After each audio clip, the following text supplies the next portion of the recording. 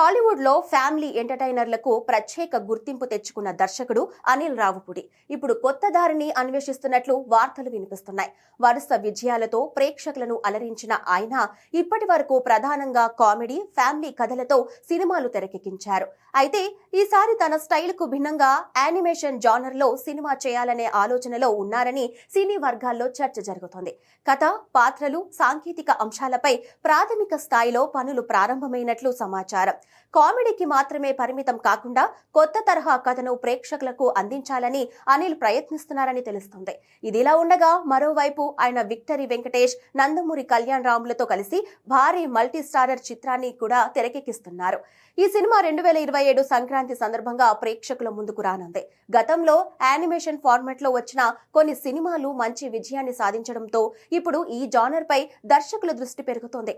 కథ బలంగా ఉంటే యానిమేషన్ సినిమాలను ప్రేక్షకులు ఆదరిస్తారనే నమ్మకం ఇండస్ట్రీలో పెరుగుతోంది. ఈ నేపథ్యంలో అనిల్ రావిపూడి నిజంగానే యానిమేషన్ ప్రాజెక్ట్ ను ప్రారంభిస్తే తన ప్రత్యేకమైన వినోద శైలిని కొత్త రూపంలో చూపించే అవకాశం ఉందని సినీ అభిమానులు ఆసక్తిగా ఎదురుచూస్తున్నారు.